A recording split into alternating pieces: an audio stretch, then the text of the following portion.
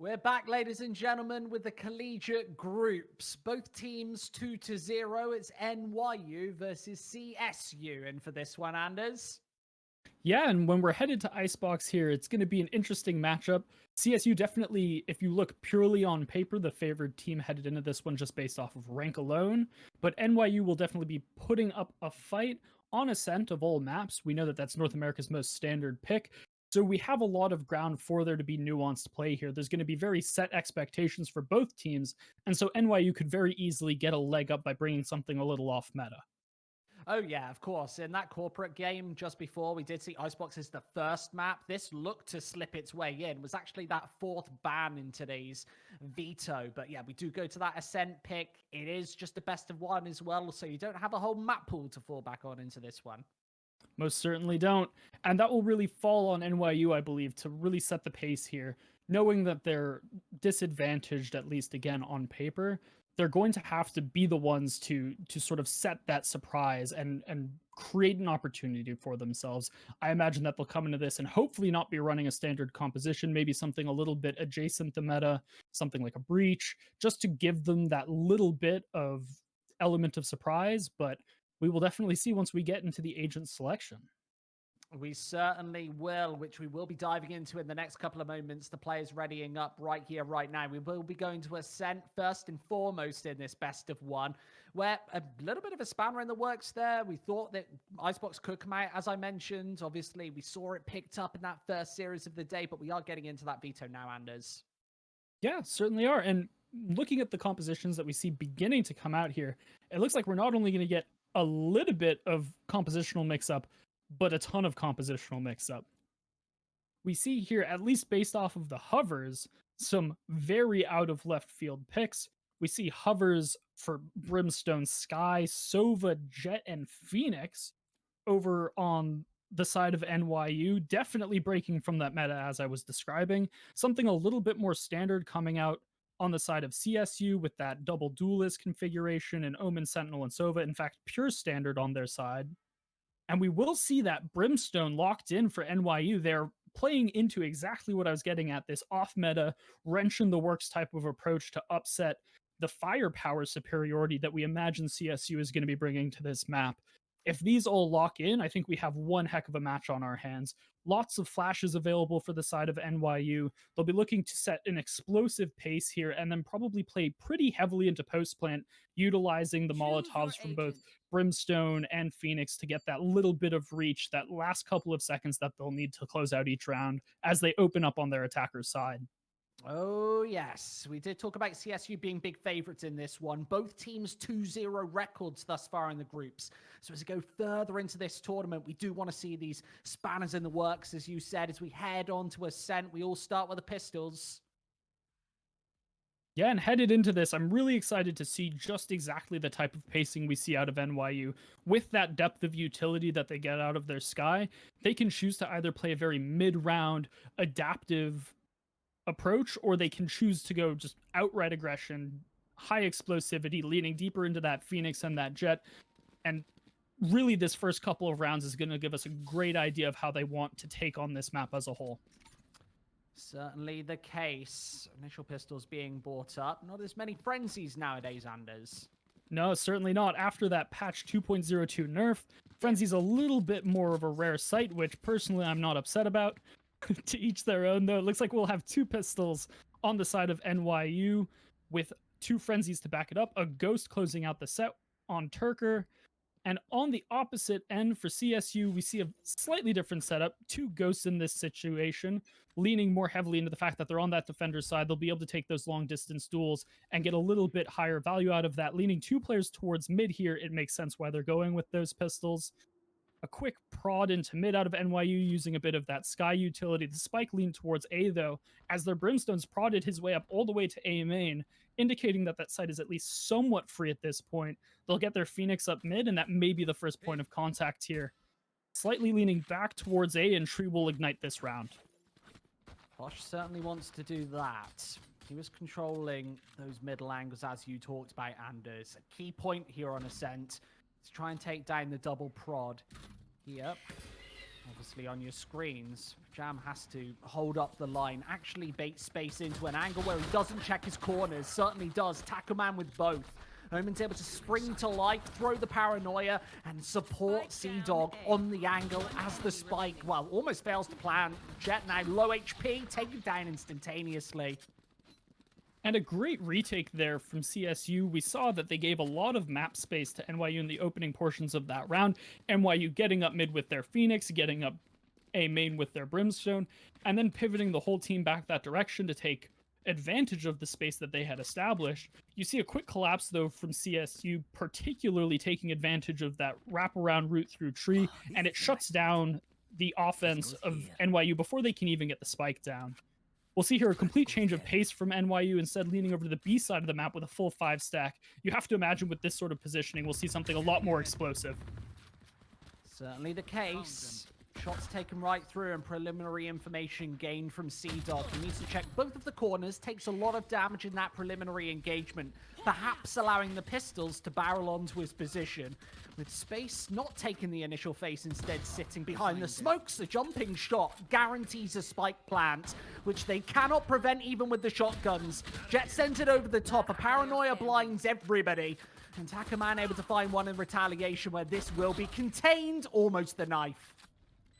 A really great round there from both teams. We saw a quick opening up by NYU. They had their Jet player diving deep into the site. That'll be God's Sanity, who got deep in behind Market before the round seemingly had even gotten started, but the Ares spam coming out of CSU's Sova had stalled out the rest of his teammates. You had a situation where 4 players from NYU were stuck in B main. One was already deep onto site. He lost the duel to the on-site player, and then the collapse from CSU was already in full force by the time the rest of the team arrived. Off of the back of that, we'll see CSU carrying forward their SMGs, sort of these light buys, and we'll see NYU bringing forward a first round of rifles with a single Ares on Space, their Sky, looking for a couple spam opportunities. It looks like they're looking specifically to answer that B main spam. You can hear it rattling off in the distance here, and the spike's going to be leaned towards B main. Also gives Takuman an advantageous angle where he can take an aggressive swing against the rifles, knowing, well, they only have the SMGs in the majority of the hands. Obviously, you talked about that Ares earlier. It's in the hands of Space right now. Ascent, one of the maps that you'd see it most utilized, those paper-thin walls of the B site being the priority. Quick shot from the spy cam. Uncomfortable position there for God's Sanity. Great space taken up towards mid, and just completely shut out by the sky cam. And we'll see here, quick answering back of players outside of tree. The Sky player stuck with the spike on the far side of mid, looking to regroup with his teammates, but a little bit hesitant to cross that area. So hard to do, considering God's Sanity is already inside of the site. The spike carried through. With SMGs, they will have to go for a retake, considering this is being planted right now, with TT holding it. God's Sanity another. This leaves Grizzy between a rock and a hard place, needing to maneuver in. And Space can try and hold this one down from up close and personal, Vandal in hand behind Jenny. This is tough. Grizzy, again, right down. SMG up close, only able to find the first. Definitely leaves Takuman in an unenviable spot with 29 HP, where he's already been firmly spotted, where God's Sanity can take the swing. A great closeout there from God's Sanity, picking up the 3K and making sure that that first rifle round does go the direction of NYU. A critical round for them, really. Lots of damage done by CSU, though, taking 3 rifles off of that team. They'll come into this next one, 3 rifles, 4 rifles, and an operator. We'll have to see whether or not Nita picks up an aggressive angle here or plays one of the more passive ones towards A Heaven or CT on the B site. And it looks like, at least to start off this round, they'll be taking the cross from tree towards tiles, where the entirety of the NYU team is currently waiting. Exactly the way you want to play Ascent. Control these longer distance engagements with the Jet. Why she's so powerful. Sea-Dog, initial intel, that'll be blasted back, but just before, he finds all of the intelligence, and it's not even shot away, giving him firm control inside, where Takuman wants to take another swing again. Vandal, double headshot through the smokes. Anita can still hold mid-blind. Shot just a whisker away, leaving Turka looking to actually bail back after being tagged by the bolt. And that operator immediately snuffing out this rotation from the side of NYU. We saw that they into A main as that rotation was coming out, but the three rotating from the B half of the map met that op in mid, were pushed back momentarily, pushed in B main at the same time and caught on the flank. And now they'll be looking to take space as much as they possibly can with very little control of the map overall. Despite the spy cam being spotted initially, that was what gave CSU extra information right off the bounce. It wasn't dealt with until Turka was stepped onto short, so further information gained as CDog wants to take the initiative. It's not necessarily going to merit him too much, with Turka still upon short against Pajama Sam. Hits the shot, drops the spike. Very easy to hold at this point with only 20 seconds on the clock. Is Spade can consider saving? Of course, a Vandal in hand, hidden right behind these boxes towards mid.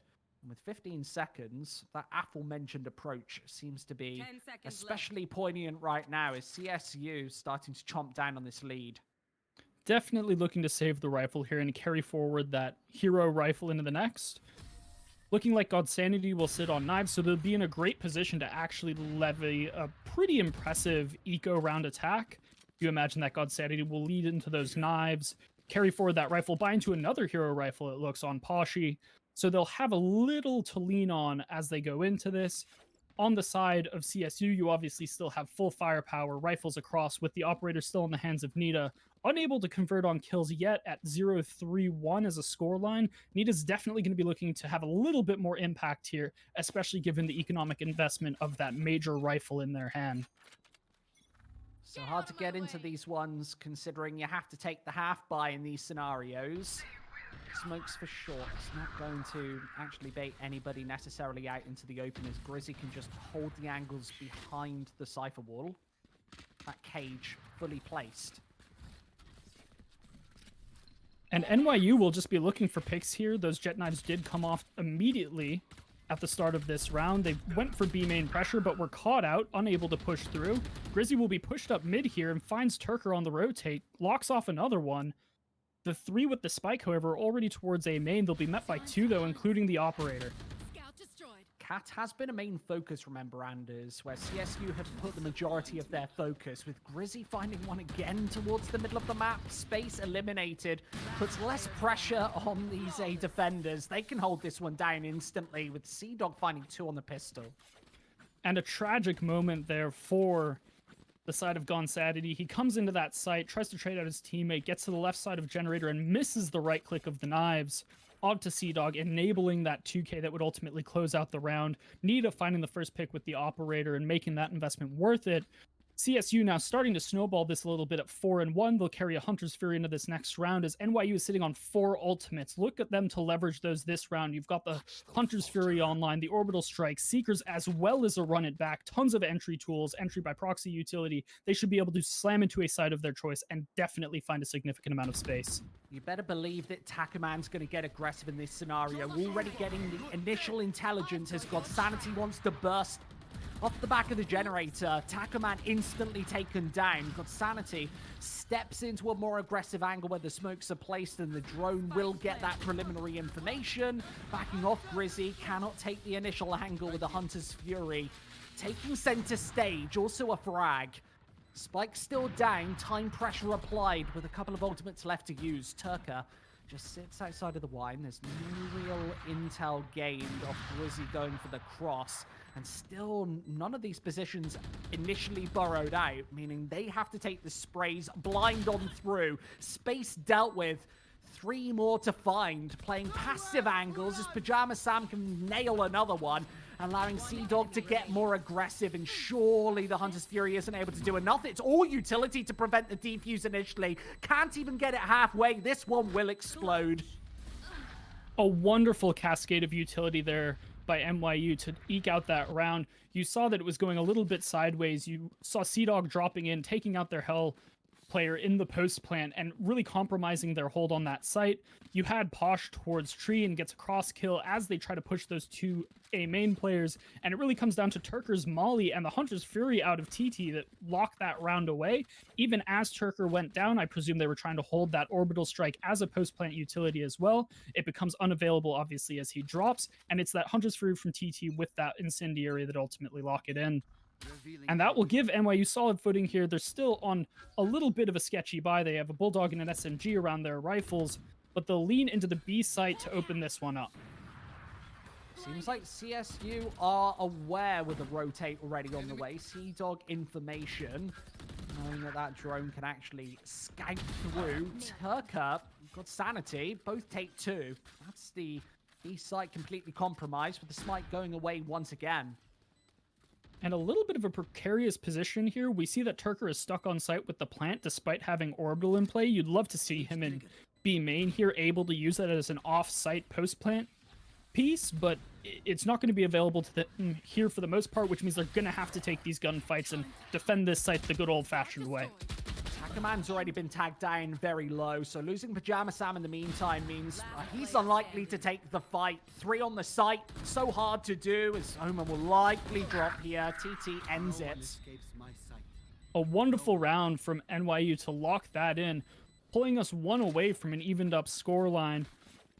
They'll make those broken buys really work for them, and they'll carry forward that SMG and the Bulldog, ironically the weaker parts of their buy in that round. And we see for the first time here CSU on a little bit of an economic stretch of their own, only able to buy up into 3 rifles in Odin, and then this last player unable to buy into a proper rifle. Fortunately, though, it is Nita. They'll have that Blade Storm available on the Jet, and so they'll use that as sort of a crutch to get themselves through here. Still sitting on that Orbital on the side of NYU. They'll look to play into A and hopefully get into a post-plant position where they can utilize that. Hackerman baiting with that TP gives the initial information that Posh doesn't necessarily want to trade through these smokes. Now the spike is over here towards A. That information can be communicated over, leading to this 4-1 bent. And we see here God Sanity already pressured up mid, but Nita is down catwalk with knives, about to meet up with the entirety of the NYU stack. Sat in the smoke, doesn't need to engage. God Sanity finding his teammates all around means, well, he can just sit within and wait for his time to strike. Sits in the corner, and Posh is going to completely circumnavigate this one into B, only challenging Sea-Dog, the sole defender, towards the curly letter. Here they come, Odin ready. They need to walk all the way into this one. And if they do, then the likelihood is LMG will be able to spray them down. Initial headshot springs into the open where God Sanity can trade with the Vandal. Spike to go away, and only 30 seconds to play, so very cautious to get that one in sooner rather than later. Nita breaks the door. Spike has been planted. There's the time pressure with Taco wrapping around. This was a low buy, remember, Anders, but they pull it through regardless. A great round there from CSU to ensure that they maintain their lead. Really opened up as they caught those NYU players on the rotate. Nita in particular, finding a kill, being able to upgrade onto that rifle for the retake was a critical part of that. And they'll now move on to a 5-3 scoreline, headed deeper into their defending half. On the side of NYU, we do see some economic stabilizers in the wings. They've got the Blade Storm ready for God Sanity, as well as that Orbital still sitting on Turker. So more than enough to get them through these rounds, despite a little bit of a tail slide. You'll see Nita upgrading back onto that operator. So again, look for that aggressive angle. It looks like more likely than not, they'll be playing towards Dog, aiming towards tiles again. And it appears that NYU is looking for a little bit more of a split default in the way that they're attacking this round. 2 lean towards B main, 3 towards A with the spike with the ladder. And they'll open this one up into Taco Man, who's holding A main. Certainly the case with the Marshals. You want to take a long-distance engagement. With the shotgun, not so much. Knife, certainly. Sea-Dog able to spray him off the angle. Still with the support. Sat inside of the corner. Nita is there, ready and waiting. Open hand. Fast frag. Phoenix tries to go for the swing. It's not going to happen as Nita resumes the angle. Also able to peek up Cat towards the top of mid. That won't happen. The pistol's getting crushed on all accounts, Sanders. As Grizzy finds another one, he's taken full shot control, leaving, well, the final 2 absolutely burrowed inside Gelato. There's no way to get out of this, even with a shotgun up close. Yeah, a really rough situation there for NYU.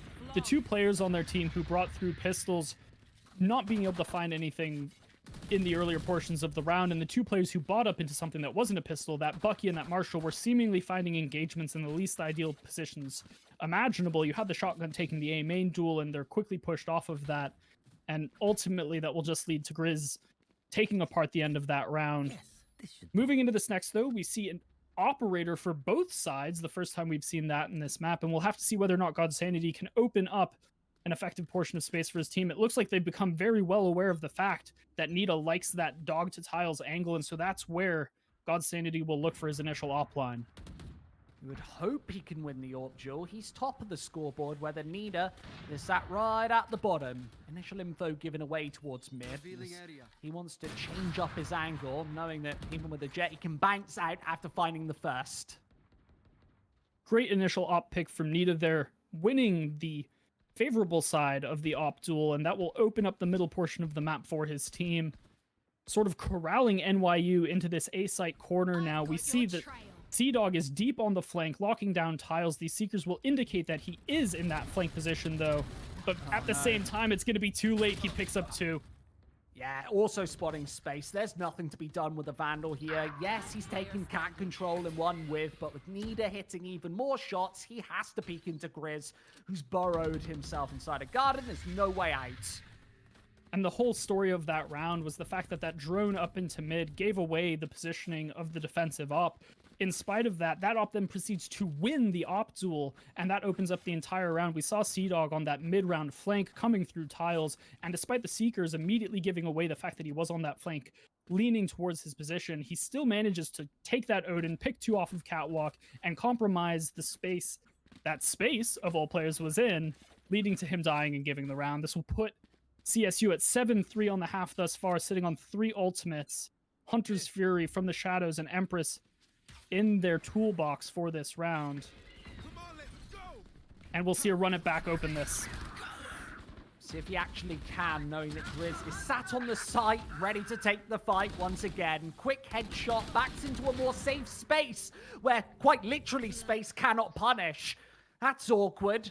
7-3, you'd hope they can finally hit the shots with 10 bullets in the barrel, going back into, well, the realms of the defender spawn. Grizz finds another one. That's his 3rd, leaving Posh just waiting, watching to take Nida down. That's the AWP dropped on the ground, but Grizz going for even more. Should be all 4 if he can dodge the flash. Grizzly putting the Empress to work there, converting on 4 in this round to a 14-4 scoreline, making waves for his team and putting them up to 8-3 on this half, looking to show absolute dominance in this map. And we'll see now that NYU is on their last legs economically. 2 rifles carried forward, SMG and Bulldog on the other. The last remaining player, Hunter's Fury for TT, but he'll have to buy onto a Bulldog as well. And Nita continues to have that op in hand. While not a primary fragger right now at only 6 and 5, it's the space that he's locking down that's allowing them to run away with these rounds in such a significant way, getting out those early rotations. We see NYU leaned over towards B-side again, space on tiles, and they'll be dealing with that op right away, and Turker goes down yet again to Nita. Nita goes for a 2nd in Posh, and they're still locked into tiles here. Oh man, even allowed to bounce towards the back of mid, where he is caught between 2 angles. The smoke placed gives him some space, and well, realistically, that's so hard to do, knowing that God Sanity is just going to turn around and find another one, leveling us back up. Not quite to evens, but a 3 versus 2, with Pajama Sam sat in the open and C-Dog coming in from the flank. Here's the footsteps, able to respond with a Vandal. Great headshot. A is clear, though, and now the Spike can rotate through. God Sanity being the first man on this engagement, also has a Vandal in hand. Can plant this right behind Jenny with nobody there to actually prevent this. TT taps that one in, down onto the site. Ready to take this one. Can sit behind Jenny in the meantime, waiting for Pajama Sam to actually jump from above. Side of cage extinguished. A great line of decisioning here from C-Dog. He goes into tree, spams out the door, makes them have to keep their eyes on that, and now he's going for the deep flank in A main. They're going to pincer this retake. And it's up to God Sanity to really close out this Heaven player if they want to make it happen. They're low on time, though. C-Dog really has to get moving here, and this is going to be the retake coming in. Close out this Heaven and potentially close out this half. C-Dog, surprise, surprise, comes in from the back lines, but he's being spotted absolutely. TT can pre-fire. And that was a great closeout there, bringing NYU to 8-4 on the half. You saw that flank coming out from C-Dog that I mentioned. It ultimately nets them that initial kill. but the on-site defense from TT will still manage to close it out. He still had the Hunter's Fury in the holster had he really wanted it, and you saw him firing it off at the end there, but it was that flank from CDawg that gave any real chance to CSU, but TT just comes on top in that round. And that will bring us into the next tier. CSU with a pretty significant buffer, looking to par their performance on defense, moving into this half. And they'll be buying up into an interesting mix of guns. We see Nita with a shorty in their opening attacking round, presumably a very bursty dive play coming in with that. We'll have to keep an eye there as 2 Ghosts and 2 Classics will round out the weaponry for his teammates. He actually bins the shorty as well, so we got baited in with the buys. The last moments. Very unfortunate. Sanity, swing towards Cap, gets instantaneously punished by Takaman, who was playing on the angle. He had the support of Reyna, so both pistols, 2v1. Supposedly there still is a shorty, so I missed that one once again, but inside, playing the close quarters combat angles between the smokes, obviously punished from mid-range with the classic. Never going to win that fight. Ready to take one once again against the Rain of Flash. That goes out into the open, into the defender spawn, where the Ghost can take a longer distance angle to shut down Sova, and another pistol going CSU's way. There is surely no way back into this for TT, who's been relegated back into pizza. There's no way that he spots this angle. Maybe a pre-fire might buy him a single shot, but no further damage. And we see there Reyna doing what Reyna does on pistol rounds, racking up 4, using those Devours to rack up some armor and really take unreasonable levels of duels, covering down that middle section of the map, fighting player after player and being able to maintain their health in a way where they can keep fighting. We'll see that have NYU bought up onto Marshals and Stingers, facing down 2 Bulldogs, a Judge, and 2 Spectres in the hands of CSU. Again, a close proximity setup for one of the Jets on the map.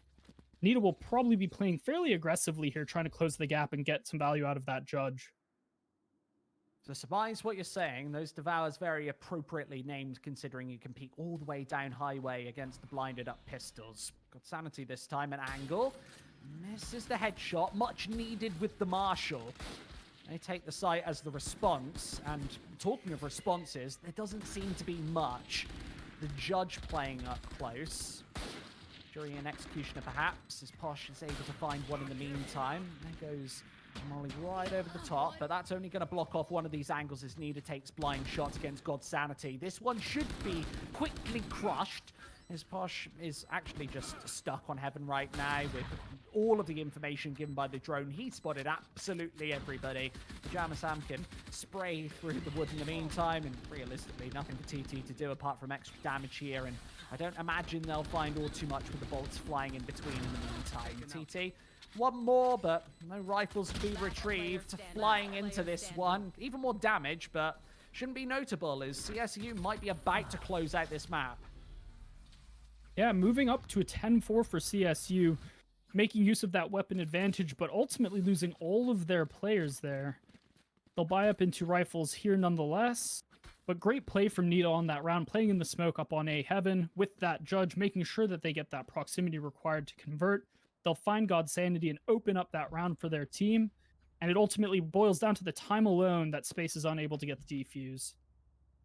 Coming in now, we see that Space carries forward that Marshal, but 2 SMGs and a Sheriff to the rest of his team, and a mixed buy coming in for CSU as well, with Nita bringing forward a shorty, a huge fan of shotguns, it seems.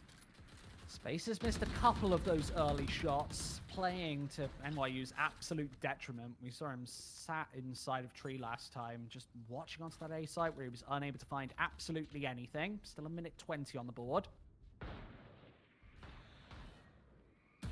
And somewhat of a split onto A from both angles. Nita, Pajama, both doing damage. And remember how many players they lost last time in this engagement. Up against maybe not a heftier buy, but fairly even. Posh can actually come in from the sidelines, utilizing Takaman's own smoke against him before throwing in a flash of his own, knowing that Nita is out of ammo and now needs to reload. That gives him the chance to strike. And Nita bails towards Hell instead, knowing that Space probably only has the sniper, and the wraparound coming from CDawg should absolutely convert it. With Sova caught in translation, surely nothing to be done for this one apart from stick that defuse. This will be a risk. Holding it, Nita peaks perfect time. And that round was really won and lost by Sea-Dog. The rotate all around the site, going through the defender spawn of all things to shut down that last defender that was holding Heaven and was presumably the one who was meant to hold for TT there in the end. It will be Nita, though, that peeks around that corner, shuts down the stick despite it getting to halfway, and that will bring us to 11-4. CSU running away with this in every sense of the phrase. Nita back on an operator, 3 rifles and a bulldog across the rest of his team. Empress again for Grizzly. We'll have to see if he can convert to the same level that he was on the defender's side with that, and he opens with a pick, so the answer is very seemingly yes. You've got to remember that although he's been good, Nida has finally been stepping up. Sat at the bottom of the scoreboard at the midpoint of the last half, still there on 11, but these have been impact frags, Anders. And if that AWP can close out this map, then CSU, they'll carry through the 3-0 record. Takaman through mid. Yes, he's got angles, but needs to check absolutely all of them. As space is lingering in the... Only the shotgun not utilized perfectly at that range, relying on the bolts instead to dig Sea-Dog out where he hits yet another headshot. Even more damage to be done with only TT remaining. Sat within the defender spawn. Now he takes a more aggressive angle where he still needs to take away Sea-Dog before he could even think about retaking this site against 3. That won't happen, surely. He is on for 3, but not a lot of HP. Does have the Hunter's Fury. Could actually get some information, but do you even want to spend it at this point? It will be 12-4 regardless, with the spike very far ticked and the spy cam to get all of the intel, showing them, that he's certainly not playing inside of the tiles. There you go, a crossfire established. The AWP not able to connect it, so down to 4, but running out of time. Needs the dart in to get even more information against a final AWP to try and take care of him. It's Pajama Sam on the site to, well, not quite finish him off, but he is out of time. This round is not going to be run. He didn't have enough time, Anders. He'll be happy with that round nonetheless, though. Taking down both operators to close that one out. It'll be a last-ditch effort here as CSU moves to map point, but a great effort there from TT to close it out, going for 4 in the end and taking those 2 operators off. It was as good an effort as could be expected in that situation. And NYU will look to stay alive here, sitting on significant ultimates. So if they were going to have an opportunity, it is here. Hunter's Fury on TT, Bladestorm ready on God Sanity, and a run it back available on Posh. It looks like they'll be leaning towards that A main part of the map. Get out of my way. And we see a fast push from CSU into A main. God Sanity's there to receive. Knives versus knives, and God Sanity eats neither alive. It's a quick shot, backs to A. He's got Jenny control with nobody there to punish. Whereas instead, B-site becomes the problem with Omen already taking that. These ultimates have already been utilized, remember, so realistically, that could be closed out right here, right now. Still, knives become a potent threat. As the smokes dissipate, they need to rely on the information given by that drone. One, and Takaman still sat within the angles. They need to hard check this, otherwise he's going to be a massive threat knowing where space is. Should be able to find both of them, ending the map surely instantly. Hunter's Fury blast through, actually giving away Sea-Dog's position. He had the temporary advantage, but still with Pajama Sam sat in the back, the boathouse. Posh needs to dig him out of position, cannot get the job done. It's 13-4 to end us up today, Anders.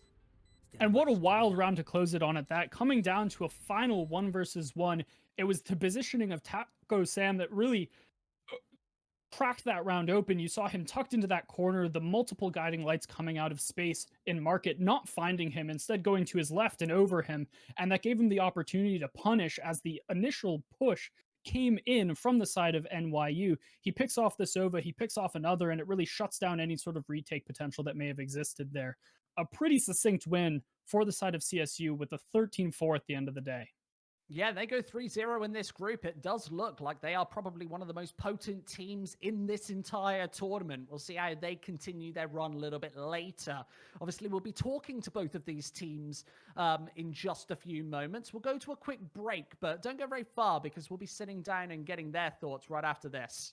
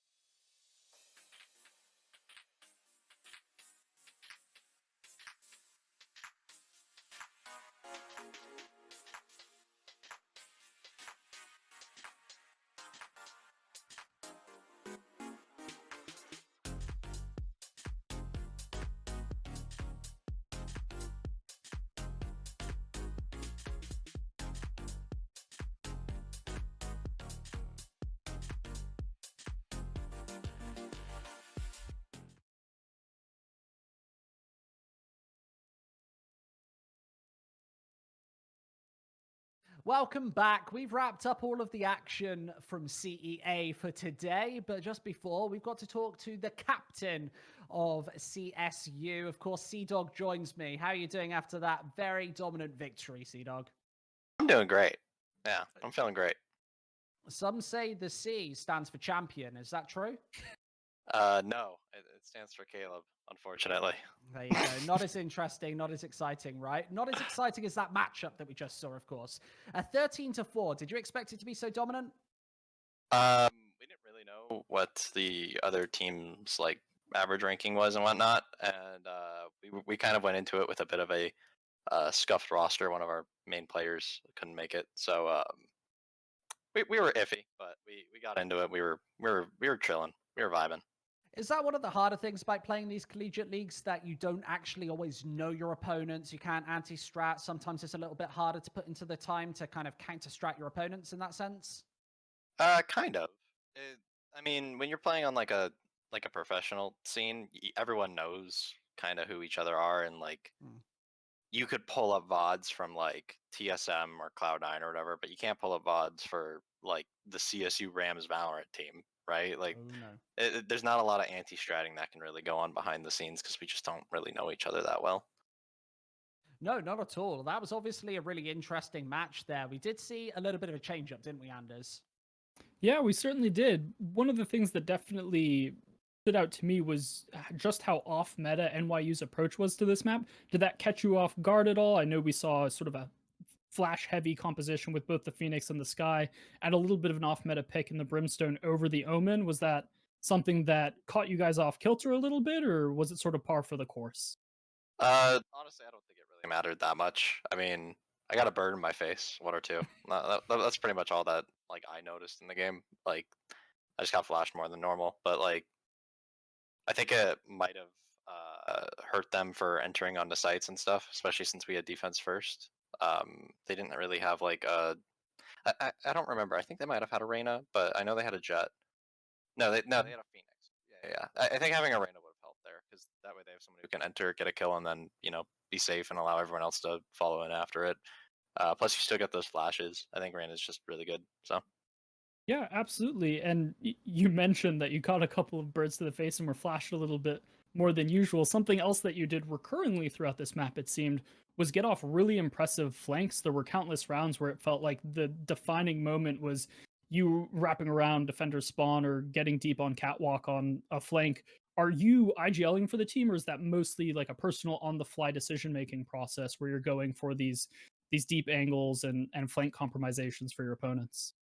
So for me, flanking is very like that. Like that's my choice. I kind of just like do it. We normally have a really strong IGL who's kind of instructing everything of what's going on, but he wasn't here today, so we all just kind of ended up doing our own thing. So like for me, right, like I ended up pushing whenever I noticed that they were either full executing or there was no presence in like A or B main. So I noticed that they weren't really like having a player hold back and watch anything, or they didn't really have like a cipher or anything like that to make sure that no one was flanking. So it's either they hold a player back there and I catch them with an arrow, and then we know that, oh, it's a 4v4 over on the other side, or I could go push behind them and get a free couple kills. Probably would have been beneficial for them to have had a cipher. Yeah, definitely an astute observation to notice that they're lacking that sentinel, don't have a very clear lurk, and just taking advantage of that time and time again. Something else that I thought was pretty interesting throughout this match was just how you were utilizing Nita on the op. It felt like the majority of the time, I think all but once or twice, when we saw that operator up, it was picking up the angle from dog across to tiles. Uh, was there any particular reason that there was such a heavy favoring for that angle, or is that just sort of a results of the way that NYU was approaching the map? It's more of just like when you post an op up on that angle, it forces the other team to use utility there and not while they're executing. So if the other team's not going to use their utility to stop that, then we just kind of get to hold that angle for as long as we want. Um, it's kind of just our way of being like, hey, we're making you use utility here, otherwise you're going to lose a crucial part of the map control. Yeah, and certainly served its purpose then. It felt like that operator post-up definitely gave you control of half the map on a recurrent basis, again, taking advantage of the fact that there wasn't that sentinel there, compromising their mid as well and forcing out utility played deeply into your guys' hands, and it shows in the scoreline. Congratulations again on the massive 13-4 victory. Yeah, massive you very win, much. isn't it? It's quite hard to understate that. 13-4 really is a very dominant scoreline, and you've gone unbeaten in this group so far. You're currently 3-0. Are there any teams that specifically scare you here in the Collegiate League? No. No, not at all. Absolutely nobody scares you. Are you looking to go unbeaten in the whole tournament? It's the goal, right? But we'll see. I just haven't done a lot of research as to who else is even really playing in the tournament. Okay. We're kind of just going along, and we're using this as a good way to practice strats and so on and so forth. Just really kind of getting our teamwork and synergy down. And if we go undefeated along the way, then that's great. So. Well, that certainly seems to be working out for you thus far in this tournament, at least. Either way, thanks so much for sitting down with us, Sea-Dog, and good luck future into the tournament. That is it for today for all of your CEA action. Make sure you meet us back here, same time, same place, for more collegiate and corporate action.